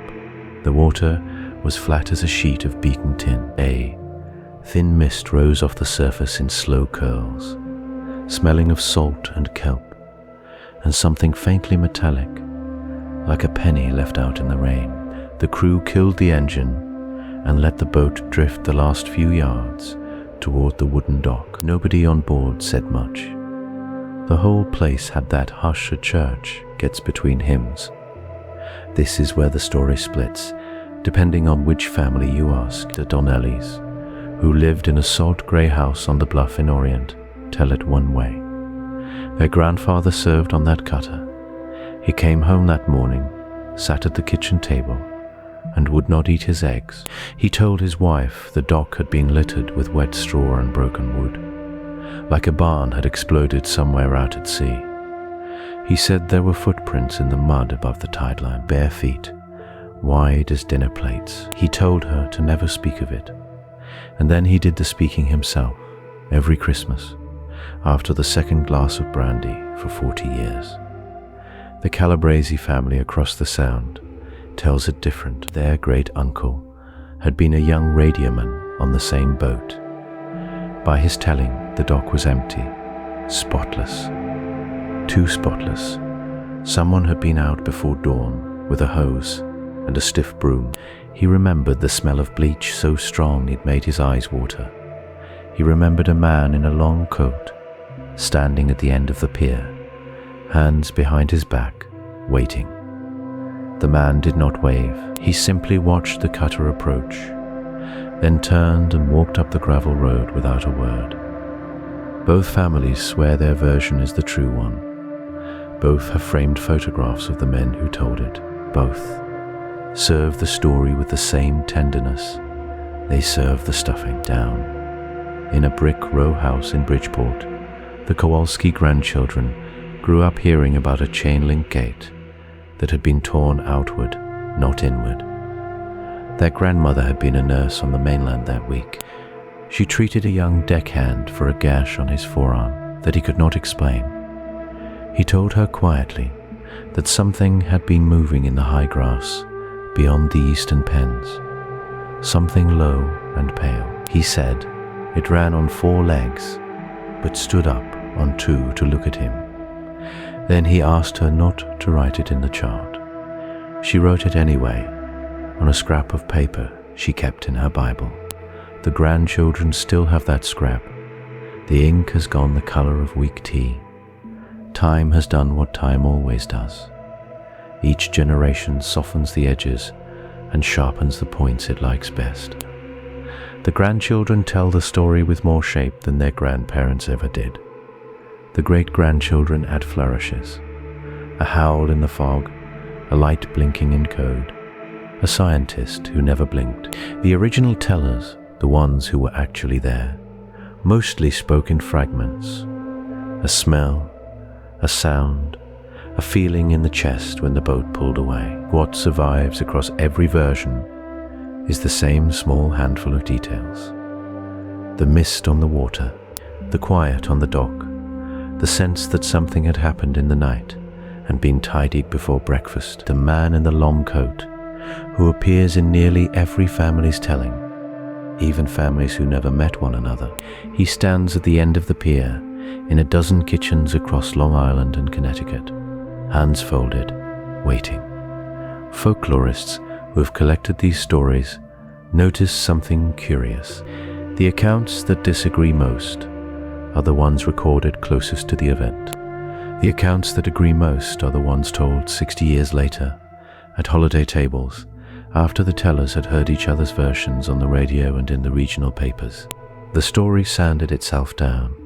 It found its shape the way a stone in a stream finds its shape, by being turned over and over by many hands. What the Coast Guard's official log says about that morning is one sentence long. Routine welfare check completed. Facility operational. No further action required. The log is signed in a careful, looping hand. The signature belongs to a man who, according to his own granddaughter, came home that night and burned the shirt he had been wearing in the backyard burn barrel, and would not say why. The families remember what the paper does not, and the paper remembers what the families have agreed, quietly, to forget.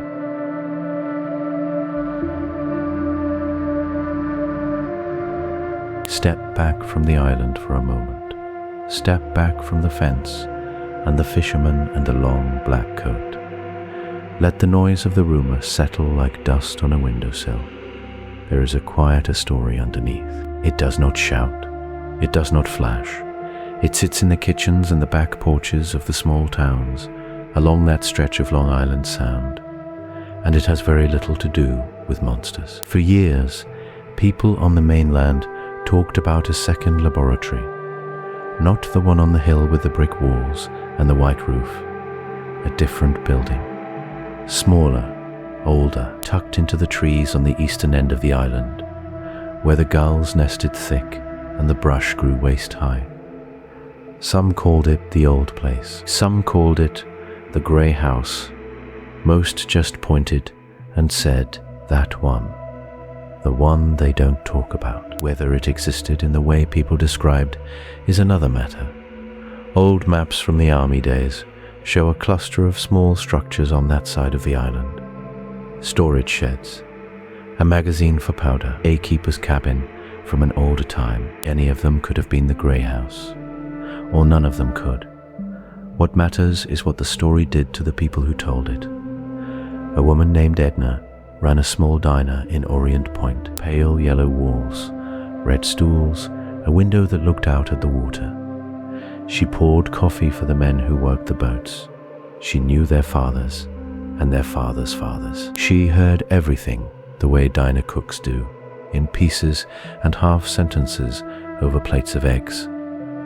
Edna kept a notebook under the counter, not for orders, for stories. She wrote down what the men said when they thought nobody was listening. A line here, a name there, the shape of a rumor as it passed from one mouth to another.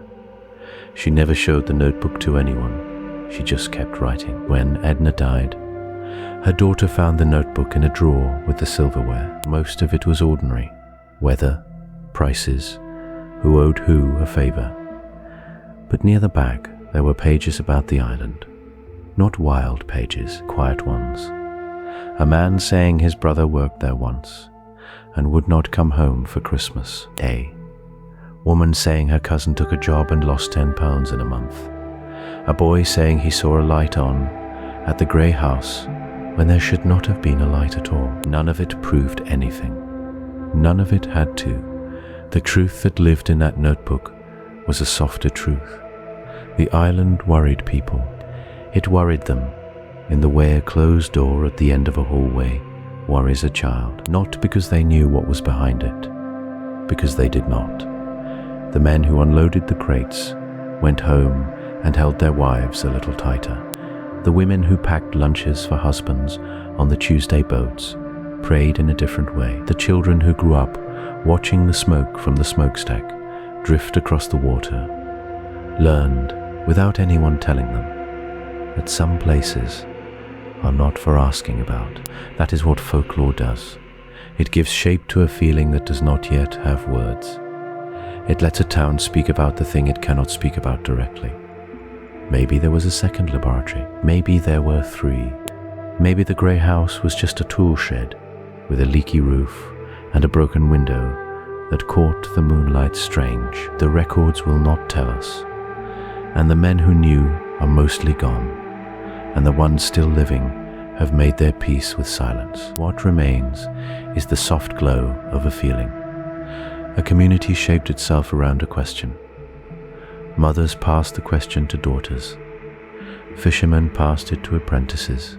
The question wore a groove in the everyday life of those towns, the way a footpath wears itself into a hillside over 100 years of quiet walking.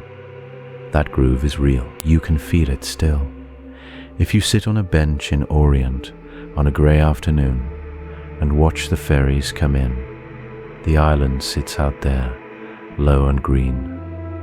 The water moves, the gulls cry, and somewhere underneath all the talk of monsters and tunnels and men in long coats, there is the simpler thing. People lived here. They loved each other. They worried. They wondered. And the island, whatever it was, gave them something to wonder about together. That, in the end, may be the truest laboratory of all. Not the one with the white roof, not the grey house and the trees. The one each town built in its own kitchens, passing the story from hand to hand, keeping it warm.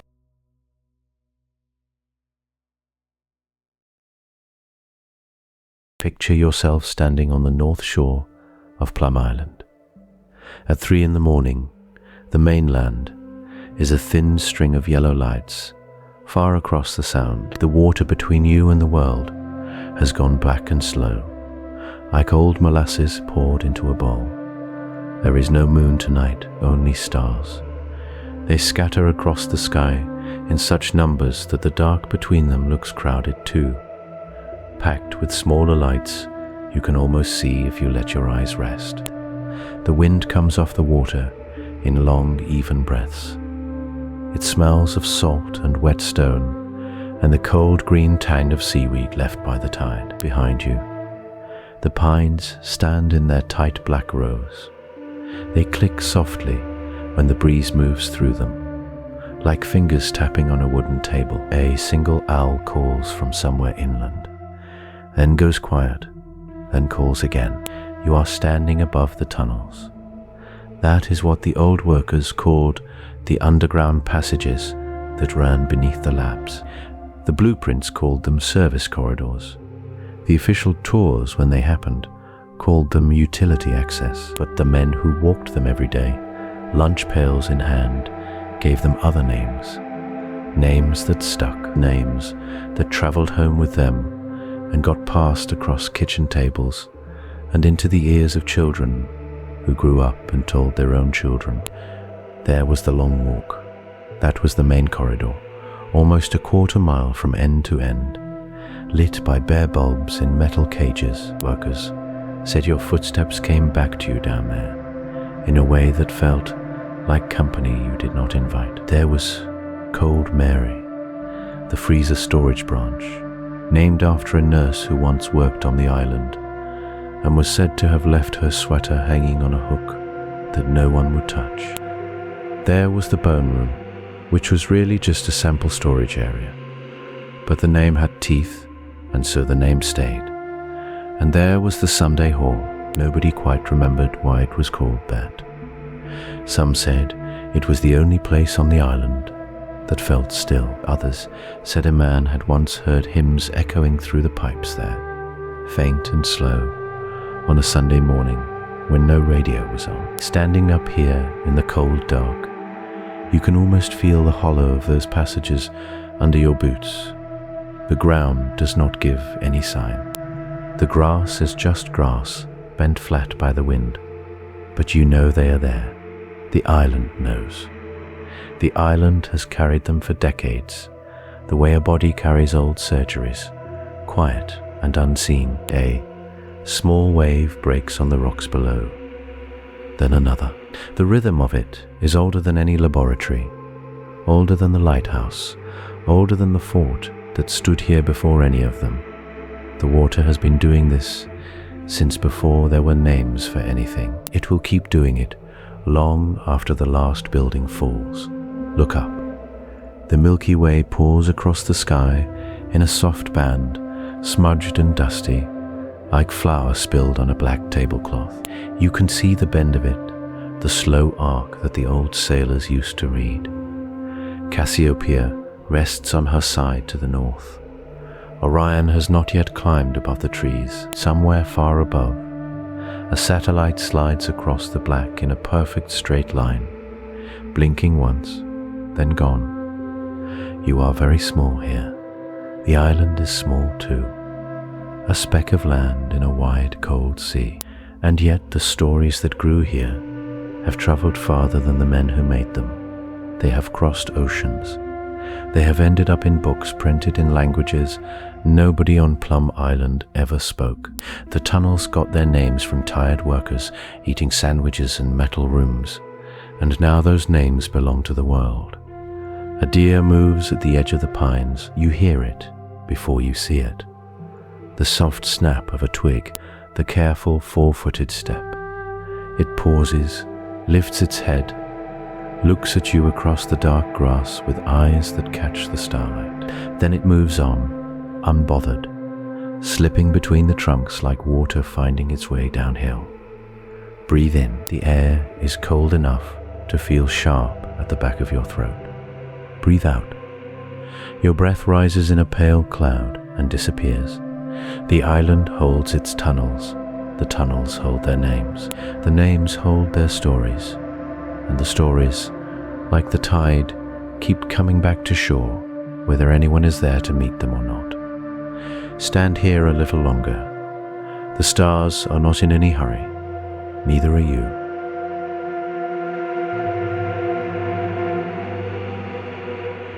Time has a way of loosening tongues. Men who spent 40 years saying nothing about their work eventually grow old. They sit on porches in Greenport and Orient and Southold. They watch the ferry come in, and one day, when a grandchild asks the right question, the answer finally slips out. That is how the second wave of the Plum Island story began. Not with reporters or filmmakers, but with retired men and women who decided their secrets had outlived their usefulness. Yeah, a man named Walter spent decades cleaning the animal pens. He worked the night shift, mostly, walking the long concrete halls with a mop bucket and a keyring that jangled like sleigh bells. He never spoke of the island while his wife was alive. After she passed, he started talking. Not loud, not on television, just to neighbors over coffee. In the small diner near the harbor where the windows fogged up from the griddle steam. He said the animals had names. Every cow, every pig, every deer that came through those pens had a name written on a clipboard. He said the scientists were gentle with them. He said the stories about monsters were mostly nonsense. But he also said there were rooms he never cleaned, doors he never opened, and corridors that smelled of something he could not place. A smell like wet pennies and old hay mixed together. That last part made its way around town faster than the rest. A woman named Edith had worked in the kitchens, the same kitchens where Hattie once heard the strange humming in the walls. Edith lived to be 96. In her final years, she gave one long talk at the local library, sitting in a folding chair with a glass of water beside her. The room was full. People stood along the back wall in their winter coats. She told them the food trays were color-coded, green for one wing, blue for another, red for a wing she was never allowed to enter. She said the red trays came back empty, always, and that the dishes returned warm, as if they had been washed somewhere deep inside the building before they ever reached her sink. She said she stopped asking questions after her first month. She said the pay was good and the boats ran on time. The library recorded her talk. The tape still exists. People play it sometimes at the local historical society. and the room always goes quiet at the part about the red trays. Out of all this slow leaking of memory, a culture grew. Greenport now has a small festival every autumn called the Harbour Lantern Night. Nobody officially connects it to Plum Island, but everyone knows. Children carry paper lanterns shaped like fish and deer, and the occasional strange creature with too many legs. Old folks sit on benches and tell stories to anyone who will listen. The bakeries make cookies shaped like little islands, frosted green with a single red dot for the Lighthouse. The local bookshop keeps a shelf labeled simply The Island. It holds memoirs, conspiracy paperbacks, government reports, children's picture books, and one slim volume of poetry written by a former veterinarian who spent 8 years on the ferry. The shelf is always half empty because the books are always being borrowed. There is a way of looking at the world, but you only find out here. On the North Fork, where the land thins to a point and the water stretches grey in every direction, people here learn early that the world keeps secrets. They learn that the government has rooms with locked doors, and that the ocean has its own locked doors, and that sometimes the two kinds of secrets meet in places like Plum Island. They are not angry about it. They are not even surprised. They have simply made peace with the not knowing. You can see it in the way they give directions. They will point across the water and say, "That's the island," and they will not say which island, because there is only one island that needs no name. The old workers are nearly all gone now. Walter passed in his sleep one winter. Edith followed a year later. The diner where they used to talk has new owners who do not know the stories, though they keep an old photograph of the ferry on the wall behind the register. What those workers left behind is not evidence. It is not proof. It is something softer and more lasting. It is the shape of a memory, passed from one porch to another, until the memory becomes the town itself, and the town becomes the keeper of a question nobody can quite answer.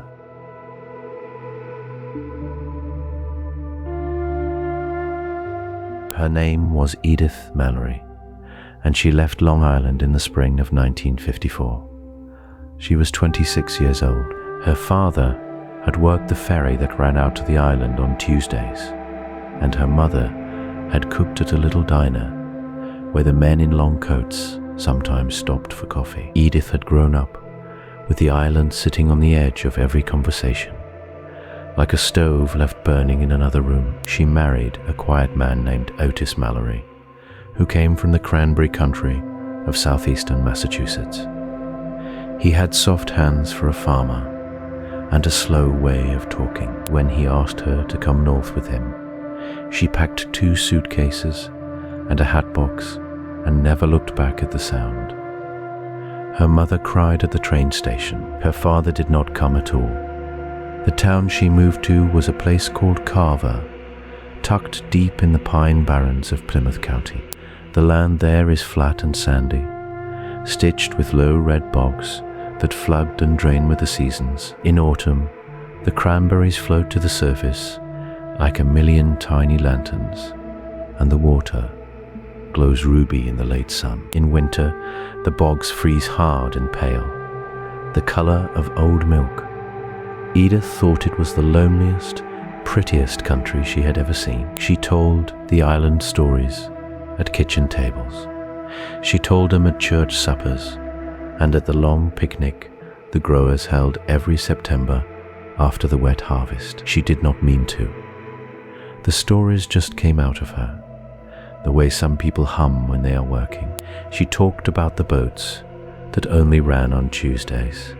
She talked about the cook named Hattie, who heard something breathing inside the walls. She talked about the deer that walked funny along the shoreline, and the long black coat, and the lighthouse keeper who would not look east. The Carver people listened the way good country people listen, with their hands folded and their eyes patient. And then Slowly, they began to do something Edith did not expect. They began to move her stories into their own bogs. Within a few years, there was talk of a creature in the Cranberry Bog out past Federal Furnace Road. The men who tended the vines said they saw it at dusk, slipping low between the dikes. Some said it had the long body of a deer, but the wrong number of legs. Some said it had hands. A boy named Roy Linnell swore he watched it drink from a sluice gate one October evening, its back hunched like a wet coat thrown over a chair. He said it lifted its head and looked at him, and its eyes were the color of a kerosene lamp turned down low. Edith heard these stories come back to her at the post office and the feed store. She would smile a small, private smile and say nothing. Her husband once asked her if she thought the creature was real. She said the creature was the same creature she had grown up beside. It had just learned to swim through fresh water instead of salt. The legend took root. People began to call it the Carver Crawler, though some preferred the Bog Walker, and one old grower named Hipple insisted on calling it simply the Visitor. Children dared each other to run the dikes at twilight. Pickers told the new boys to keep their boots tied tight, because something down in the vines liked the taste of laces. What is strange, and what folklorists later puzzled over, is how cleanly the island story slid into the bog country. The geography was completely different. The salt air was gone. The fences and the long black coats were gone. But the shape of the thing, the feeling of it, traveled perfectly. A secret kept just out of sight. A creature that should not exist, moving through a landscape that belonged to working people. The sense that someone, somewhere, knew more than they were saying. Edith lived in Carver until she was 91. She is buried in a small cemetery at the edge of a bog that still floods red every fall. Her grandchildren never visited the island she came from. They did not need to. They had inherited it whole, transplanted into pine and sand and cold, sweet water. This is how legends survive. Not in archives, not in newspaper morgues. They survive in the suitcases of young women who marry far from home, and in the kitchens where those women tell their children what they grew up beside. The island sent its stories out into the country on quiet trains, and the country made room for them, and the bogs took them in like rain.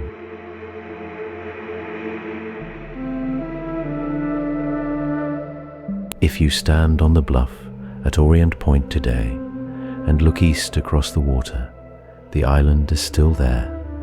It hasn't moved. It hasn't sunk. It hasn't burned down or floated away into legend. It sits exactly where it has always sat, a long green back rising out of the grey sound, ringed by white surf and broken stone. The trees have grown taller. The pines that were saplings when Hattie cooked in the mess hall are tall and bent now, their tops combed sideways by the wind.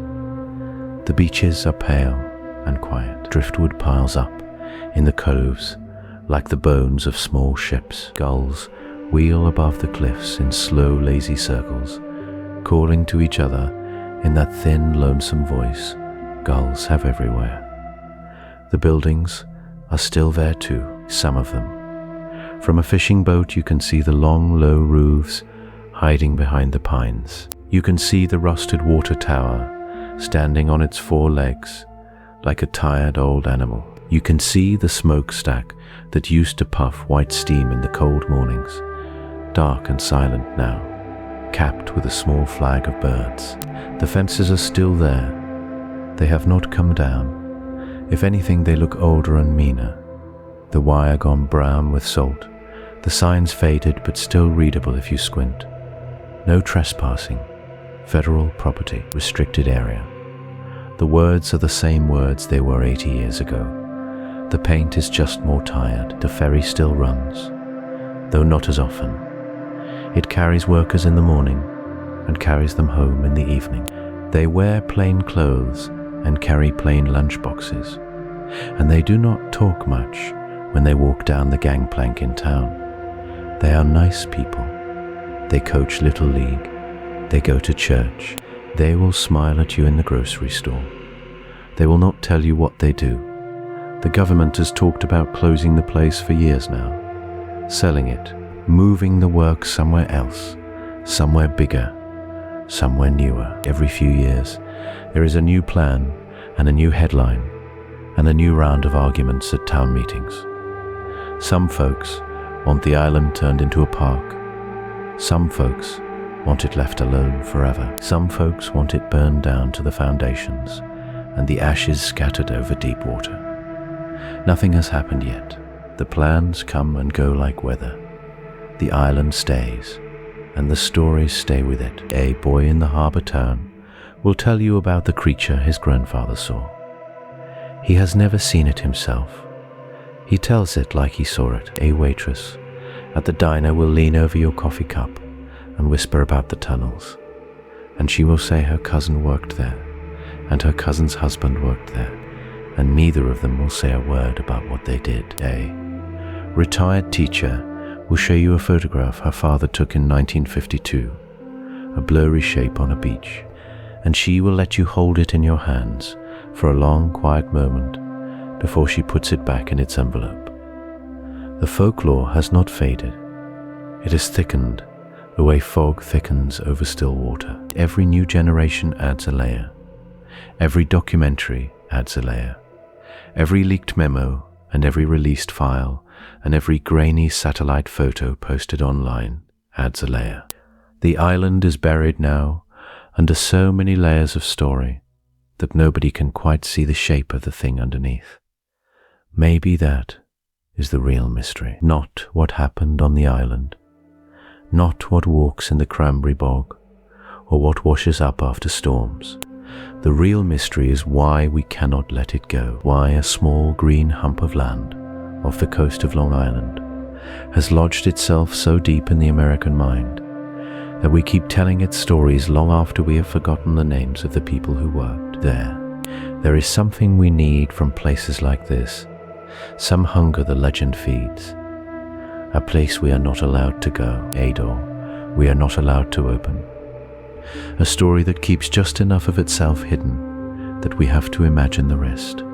The island sits in the sound tonight, the way it sat last night, the way it will sit tomorrow. The lighthouse on the point still blinks its slow, patient eye. The tide still rolls in and rolls out and leaves its small offerings on the sand. Somewhere behind the pines, a generator hums. Somewhere, a light burns in a window. And somewhere across the water, a person stands on a bluff and looks east and wonders and goes home no closer to an answer than the person who stood there 100 years ago.